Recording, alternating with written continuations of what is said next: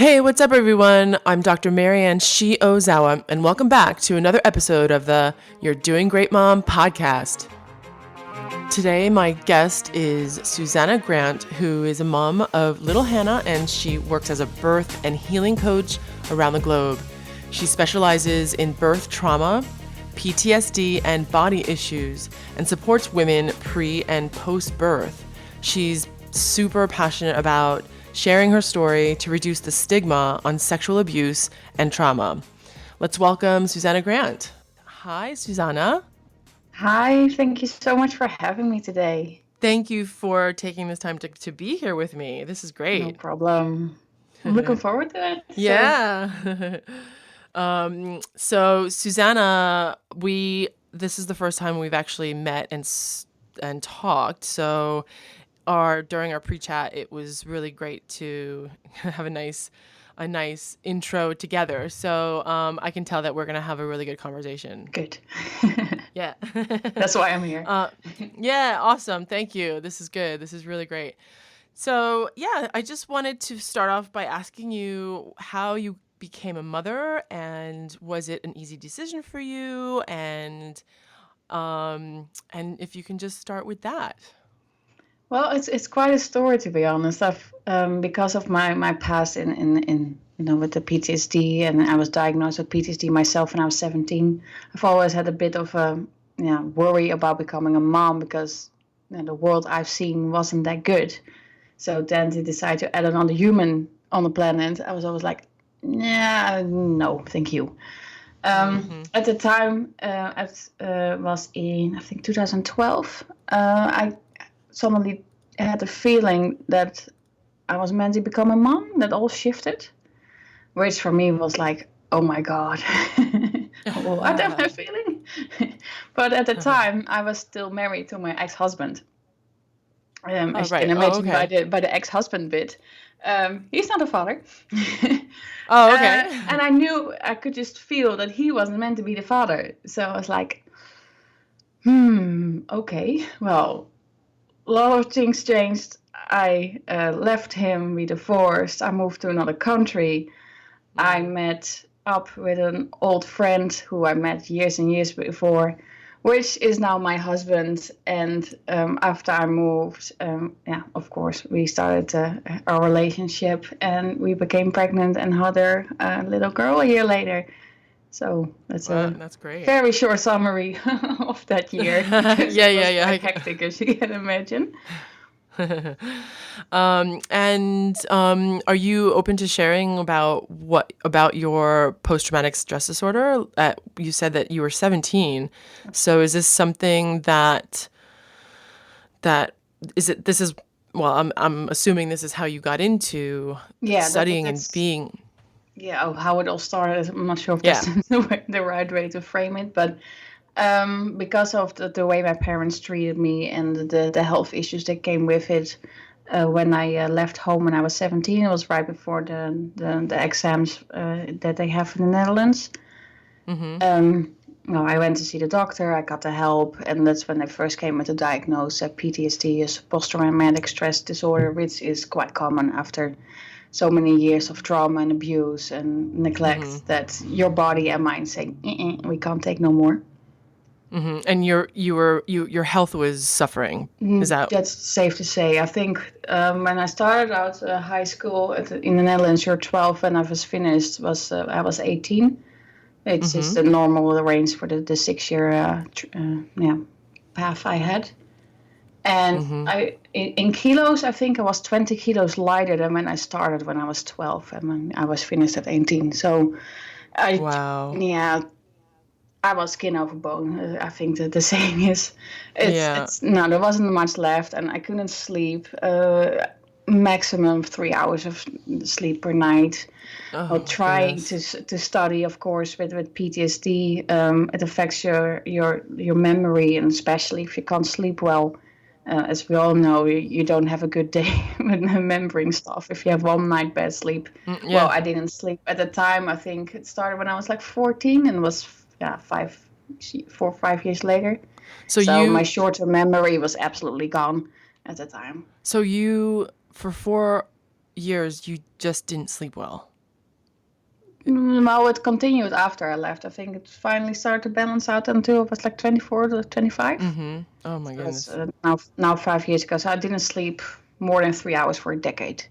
Oh my goodness. More than 3 hours for a decade. Yeah.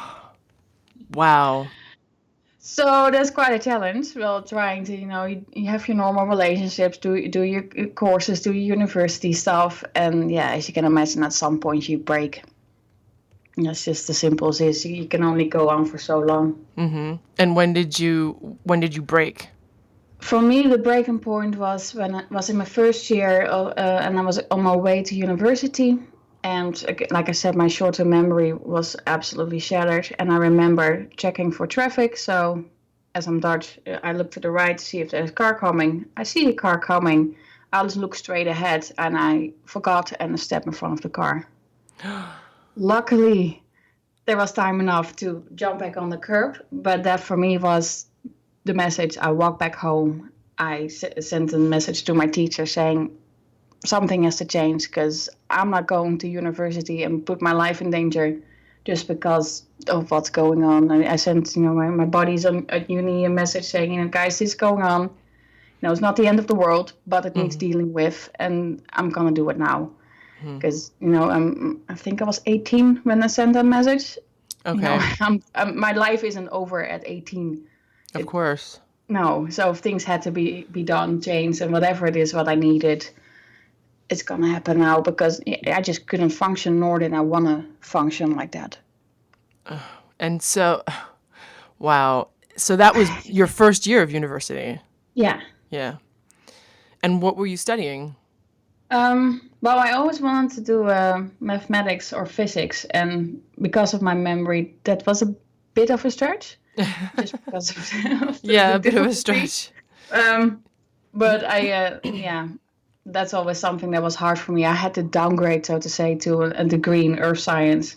And people who know the education thinking are probably laughing, thinking, "Oh my God, that's still really hard." But for me, that was like very personal, hard decision because I've always dreamt of being a mathematics or physics teacher kind of thing.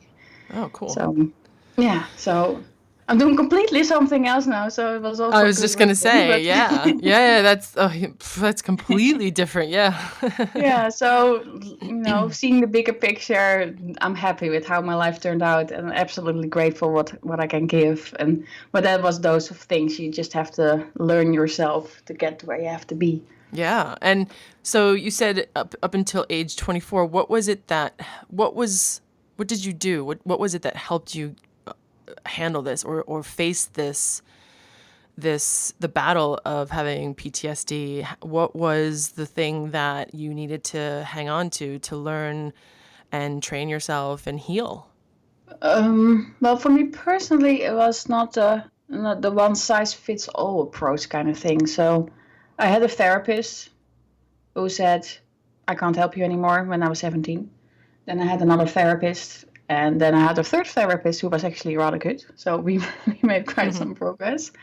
So anyone who's listening who had a therapist who didn't help you, just find someone else who can. Don't give up on yourself just because one person can't help you. At that time, I also, for me, it's also about taking care of yourself. So yes, mentally, of course, there's a big issue of the trauma and the persons that trigger me, but it was also my body was basically just starved, of sleep, of the right nutrition, and all those things in place. I needed to start having checked out. So, were you anorexic, or was it some? I wasn't like anorexic, like oh my God, I'm starving myself, or like bulimic or stuff. But I was so skinny that it just everything I ate, because my stomach was so stressed. It was extremely painful. So I could only eat small amounts. I see. But I, for me personally, I love eating. So it's not like, I was hiding away to deal with the stress, which is, of course, all very common if something like that happens in your past. But that wasn't for me personally. For me, it was just my body was so tense and so stressed 24/7. It just couldn't digest anything anymore. Right. Yeah. So small bites here and there.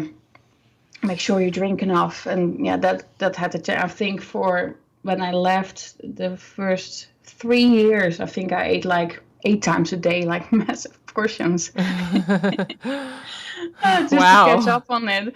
Yeah, because I had to have like two suppers. I had one at 6 o'clock and at 10 o'clock in the evening. Oh my God. And then just to have enough to go to sleep, and I woke up at 3 o'clock in the night just to eat more, just to get that energy back into my system. So were you always hungry?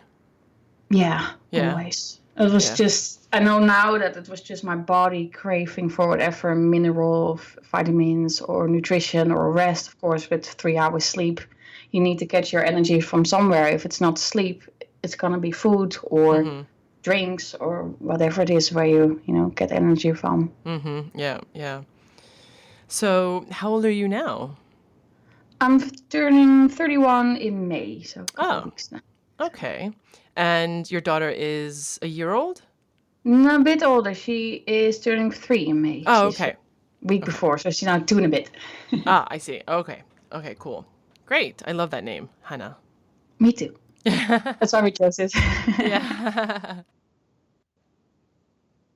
So when you met your husband, your current husband, Yes. did you when I mean, obviously you thought, okay, he's going to be my baby daddy. No, there was a bit of a time in between. We met, Mm-hmm. and because he lives in Scotland, we met when I was on holiday in Scotland. Mm. Um, I immediately had something like, ooh. When I looked into his eyes, it just was like something like I recognized him or something. It Uh-huh. was just a click. Yeah. And well, went back home. Of course, we kept in contact, and something happened. We tried to find it out. It seems like he just stopped talking to me. Oh. We look back in all the messages a couple of years later to see what happened. We don't know. Oh yeah. Um, because I think at the time I was quite scared like in a situation, because I was just finishing up my master's, and I was, couldn't really find a job, and I kind of went on to dating a guy I shouldn't have. I think we've all done that, right? To be completely honest, Yeah. which was hindsight, wonderful thing, kind of a fear response. Yeah. I need someone to take care of me, and I can't believe I'm saying that, because everyone who knows me is like, "What, you?" Yes, even I have those feelings. Of I'm just normal. course. I'm just a normal person. Um, Exactly. well, that's the one I ended up marrying, and I was already thinking, should I be doing this? Well, long story short, no. And yeah, a few months later, after the wedding, I found a place to live, and because of the friends that I have here in Scotland, where I'm currently living. Because everything kind of was crumbling down, I went on a trip there and said, if you want to go look for a job here, you can always stay with us. And I've always wanted to live in the UK since ever I was like 15 years old.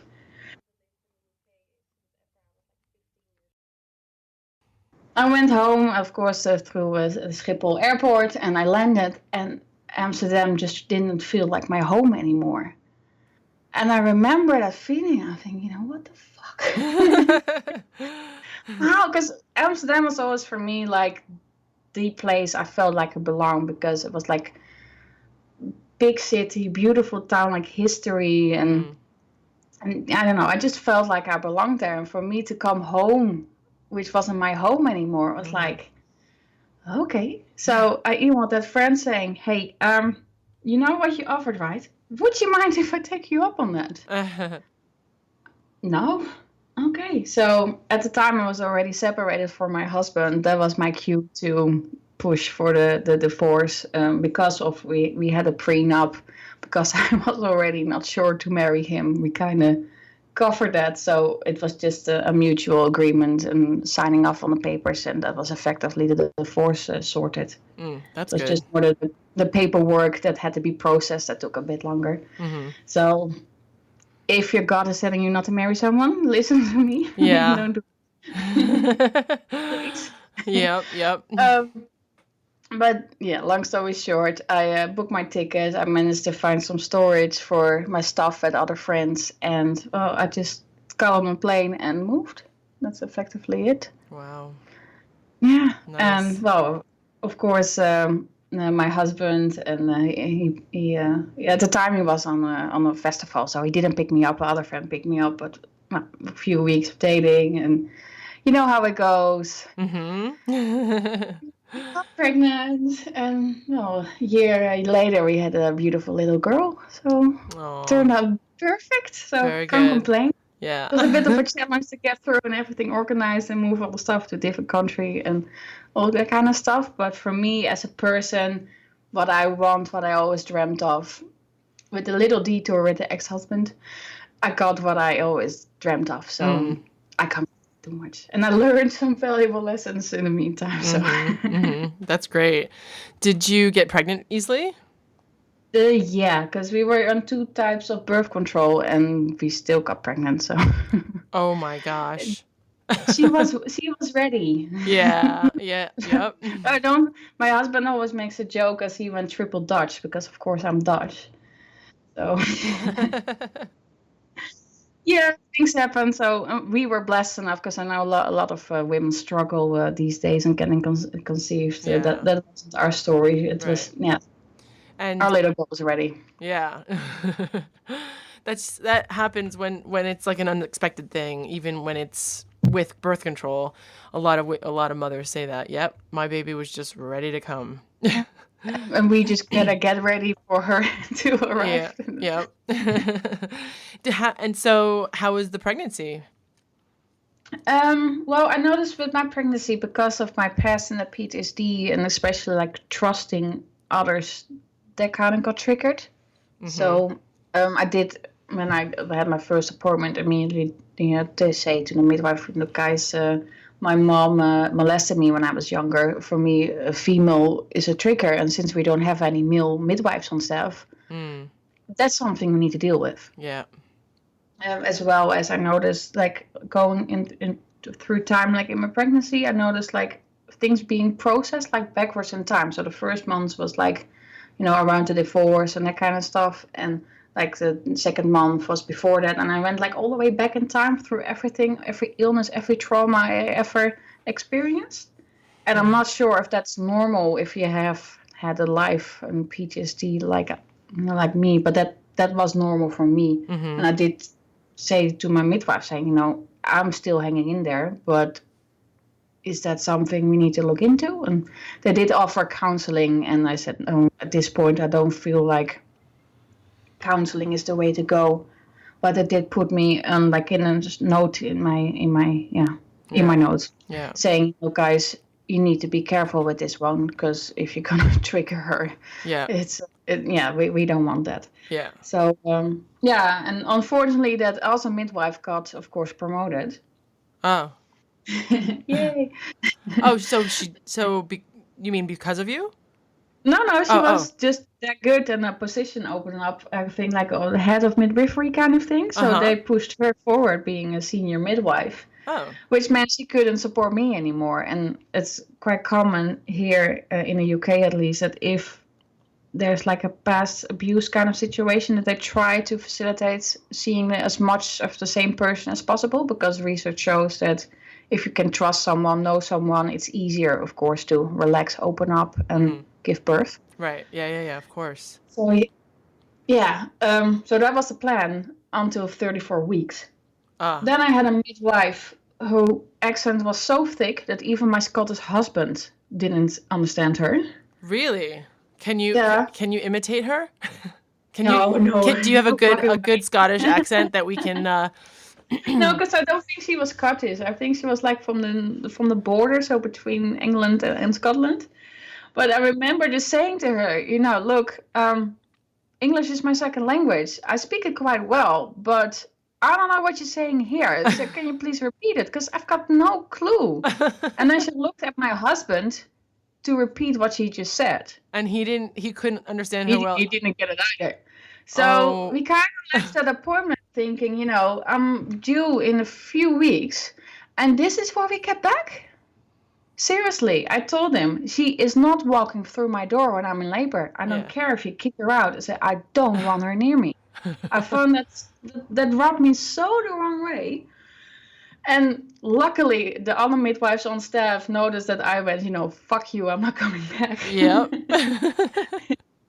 So they kind of did like a kind of intervention kind of thing when I had another appointment, which of course ganging up on an, PTSD victim may not be your best approach, but I applaud them for the courage because, again, hindsight, that was, the support I got from those midwives and just acknowledging that, that wasn't right. Mm-hmm. It's okay to, if you be triggered by someone, we just don't send her in. That's fine. Mm-hmm. And, well, all of that combined, with the teaching I do now and how I support women, I give them, my voice that I should have had and I learned through the experiences. It's okay when someone walks in your birth, in your birthing room and they trigger you. It's okay to say you're leaving. Yep. Or have a partner or your husband say, sorry, but because I've heard it was a lady who joined one of my meetings. Her friend, she was saying she had an ex-husband who was American.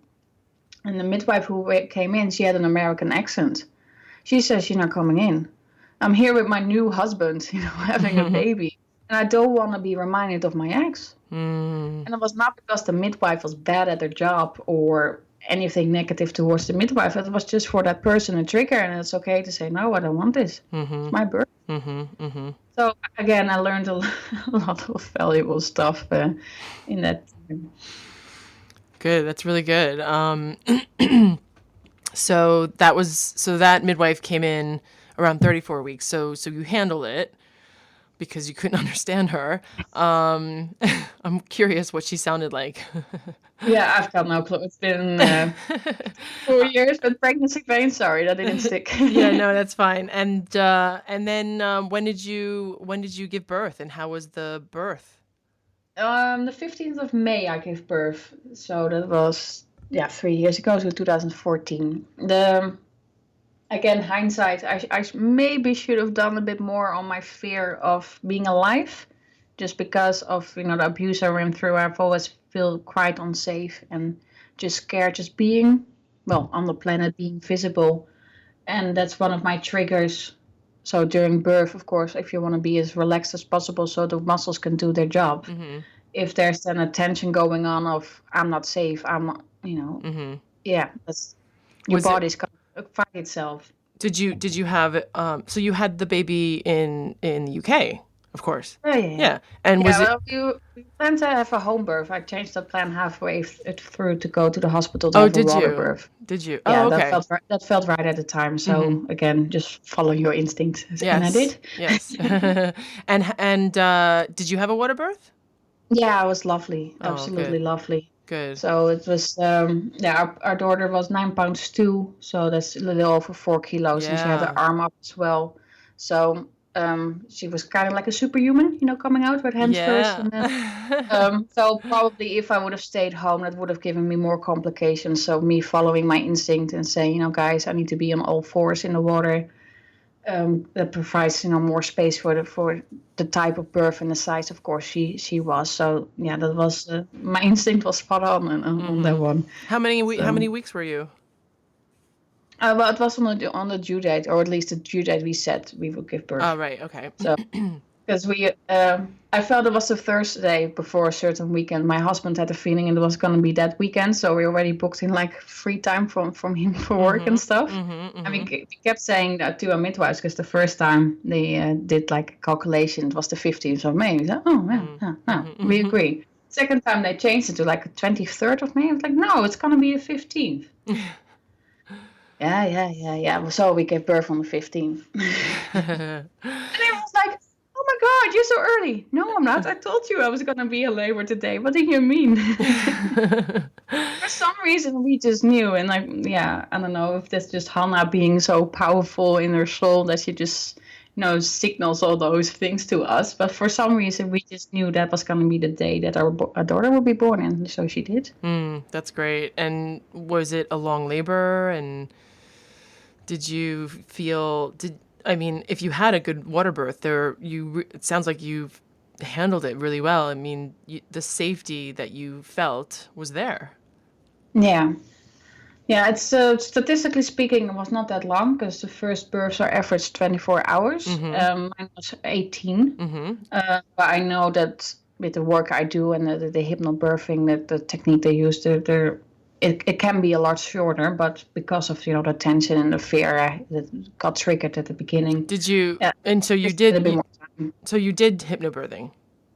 Yeah. Yeah. Cool. And you are? So Are you a hypnobirthing? I kind of freaked out in the beginning, so I forgot to do it. That's It okay. was not. That's okay. I think we all have a reason how to forget when you're in labor. Are you a hypnobirthing instructor? Yes. Oh, okay. Oh, okay. Cool. Awesome.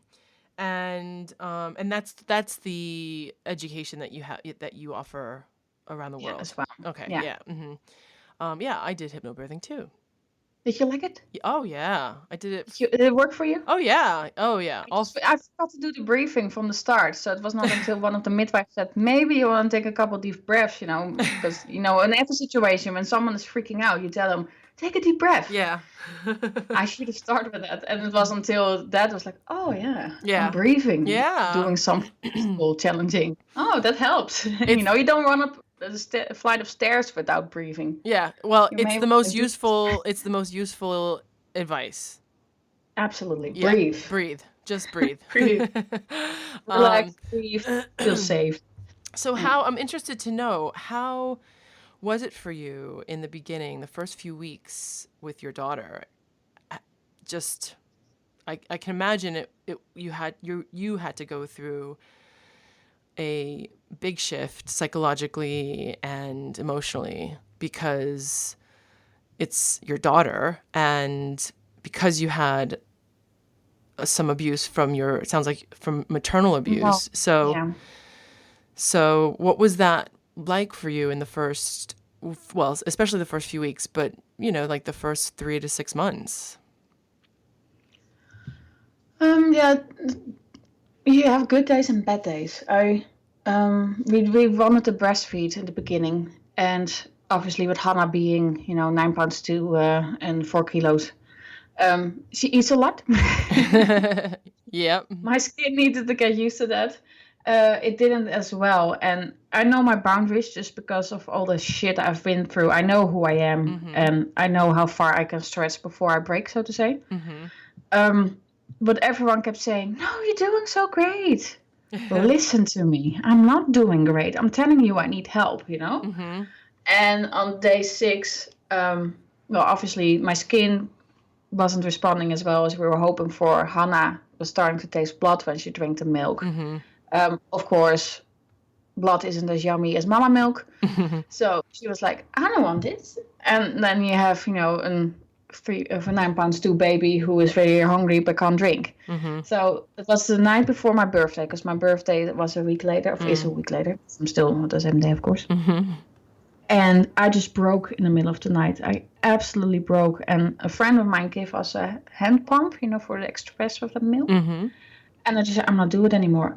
I just absolutely broke. Because, like I said, I know where my boundaries are. And people kept saying, "No, just go over your boundaries. You're fine." So we expressed, Alan, my husband, he just gave her the bottom milk. Hannah just drank that. She was absolutely happy. My skin could heal. She was happy. Ellen was fine, like, "Yay, I can help too," because she felt really bad for not being to help with the feeding. So everyone was, happy Oh, in the good. situation. Awesome. But I must say, I had a horrible nightmare that night. Oh, wow. And that was just like a full-blown PTSD nightmare. And it was I still remember it. I had Hannah, and there was a bus driving up, and he crashed her skull in, like the blood like splashing all over the bus. And I just woke up screaming, as you can imagine. I didn't touch her for a few days. That's how much it scared me. Oh, really? Yeah, that's how much I was like, "Oh my fucking God." Wow. So luckily I had a friend over from the Netherlands to help me. Of course, my husband, he knows of my triggers. He knows. Yeah, we just have an open relationship in that because I can just say, this is triggering me. Yeah. What can we do? And because he's a guy, he's an engineer for a living, so he's a fixer. Yeah. So those things, when I hand him a problem, he comes up with the range of things we can do. Totally. And that was just me building up that confidence. Just because I have a nightmare, I'm not going to hurt my child. Yeah. Just because I've been molested doesn't mean I'm going to do it. Yeah. And that's just small steps that took time to embrace my new role, my new self. And just because I was treated that badly in the past doesn't mean therefore I will Right. Yeah. pass that on. And I see that with the work I do, with the women I have.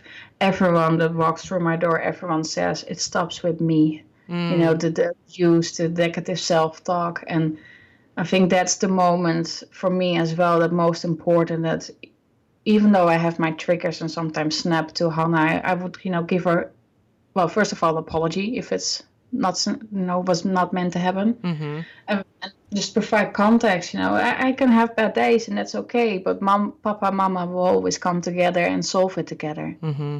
And it's okay for her to see that. Mm-hmm. Mm-hmm. That if I, have a bad time, or just like, okay, my PTSD is triggering for some reason, because as long as I take care of me and take care of, like I said in the beginning, the minerals, the vitamins, enough sleep, the exercise, getting enough done, getting enough space just to be me, feel me, then I'm okay. But if I start ignoring it, of course, I get those triggers again. Yeah. Yeah.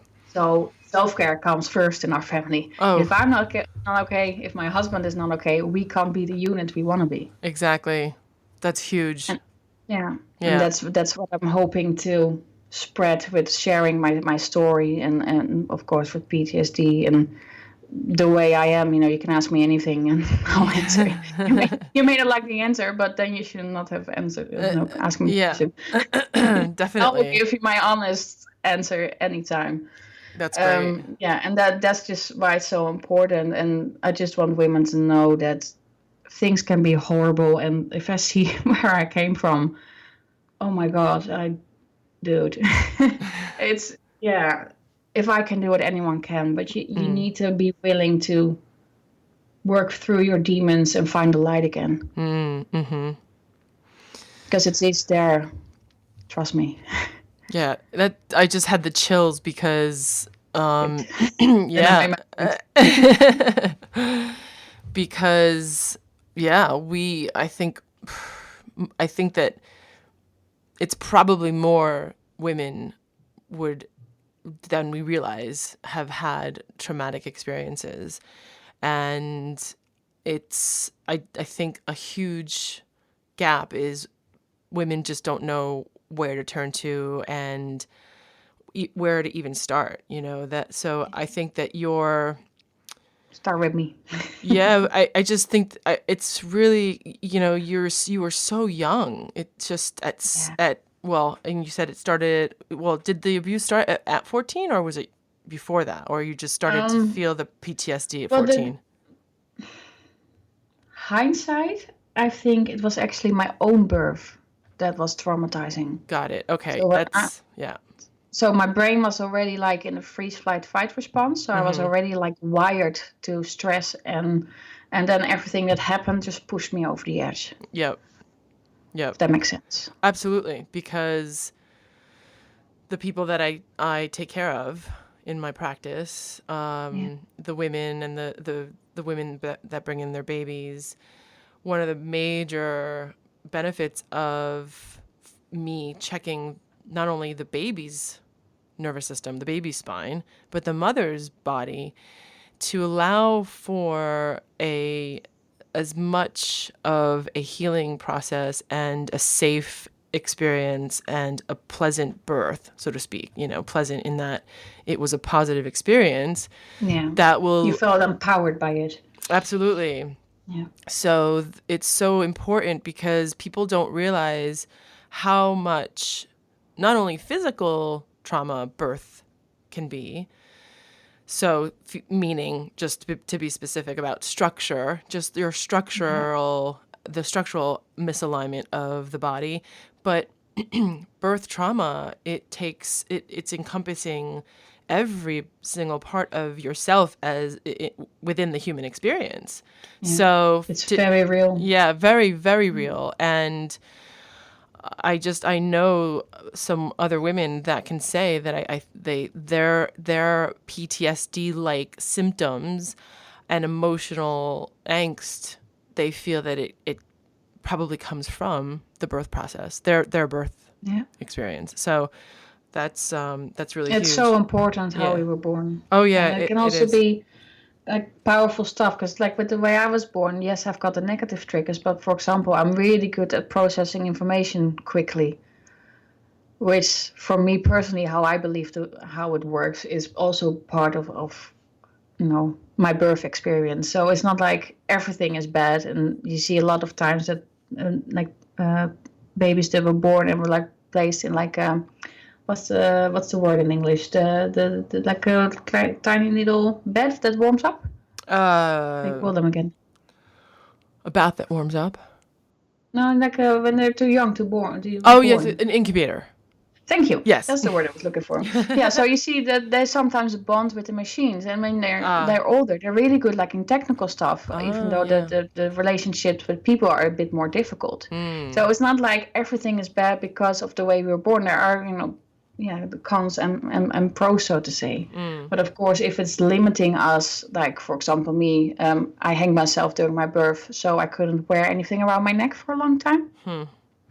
Because it's always been a sensitive spot. It just freaks me out. And do you, when you coach women, is that one of your questions? Do you know about your birth? It depends a bit where they come from, because of course it can be their own birth, it can be another sort of trauma like rape or miscarriage, or so I start with just asking them where do they want to begin, and they can share their story, so the conscious story, so to say, and then we go into where it's stored in the body, because our bodies are designed to keep them safe. So we keep a lot of information stored. But like a negative program, that's like, for example, like with my PTSD triggers, the triggers is a file in there somewhere that's meant to keep me safe. So when another woman, like a midwife, approaches me too quickly, I back off because of the abuse that happened, and I keep myself safe by backing off and protecting myself, which of course isn't handy if you want that midwife to actually support you during your birth. So that's we're gonna look into those belief systems, the emotions, and whatever comes up. It's kind of like peeling, an onion, like with the layers back, and we just go to the core, and that's for a lot of women it helps to see things in a bigger perspective. Yeah, that's really there's a lot of layers. Yeah, so for me personally, to see it in a bigger perspective is, yes, all the trauma I went through was really scary. So there was a question that I wanted to ask you. How did you decide that you wanted to get into helping women with the coaching and healing and hypnobirthing? What was it? What was the calling? What I noticed mainly is, yes, my midwives did the best they could, but I still felt like they were guessing their way through. And I think there's a better way to help women than just guess. So I became the change in the world that I needed to see what I wanted, and to give, the support back to other women that I felt that it was missing. And that seems to have been a good calling. Yeah, because I'm getting calls for like every corner of the world. So. Oh, that's great. And it's definitely, like we were saying, a huge shift from being a mathematician. Yeah, so it worked out perfectly. Yeah. I think it's so courageous and brave in terms of how you were battling, or you chose to face this in your own personal journey, so that because you said, the abuse stops here with me. Yeah, and absolutely. I think that's such, I can imagine how much courage that takes.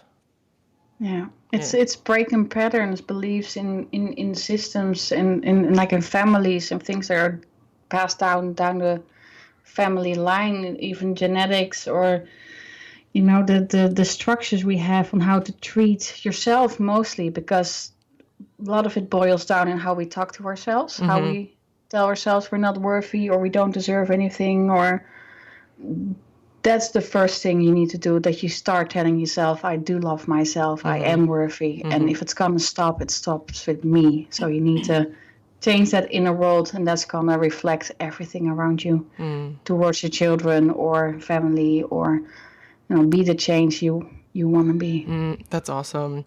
Yeah. Well, this has been a very eye-opening conversation. I am so inspired by the work that you do in helping women, because I'm sure that so many women need this.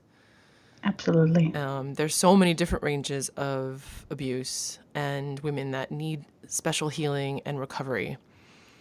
So what you're doing is, it's not easy. I can imagine. No, but it's an honor. Yeah, I can imagine that too. Absolutely. Yeah, it must really bring you a lot of, well, I'm sure you learn a tremendous amount from it, and you ultimately get so much fulfillment from it. Yeah, it's a absolutely gift when you can have someone experience below all those layers of trauma. That's really a beautiful soul, beautiful person, and just help them reconnect with themselves again. Just bring the sparkle back into the eyes. Yeah. Oh, that's so great. Yeah. Well, I'll let you go to your daughter. She sounds like she just woke up from a nap and she's not in a good place. So no, so I have to run. Yeah. So thank you so much for having me. Oh, I it look was forward such a to yeah. hearing it. Of course, yeah. It's gonna be great. I am sure that so many women, so many people are gonna enjoy our conversation, and I think that more women need to hear about it. Good. Okay. So excellent. Very good. Thank you so much. Bye. All right, everybody. Thanks for listening. I hope you enjoyed listening to Susanna as much as I enjoyed speaking to her. In next week's episode, my guest is Rhea Frey-Holgen. She is a certified trainer and nutritional specialist, an author on health and wellness, and she just finished writing her first novel, The Lonely Girls, and will be published by St. Martin's Press in a 2-book series. We had a lot of fun talking about mom stuff, men, health, and sex, and I'd love for you to join me next week to hear my conversation with Rhea. Be sure to subscribe and remember to post a review. I'm Dr. Marianne Shi Ozawa, and I will see you next time. Bye.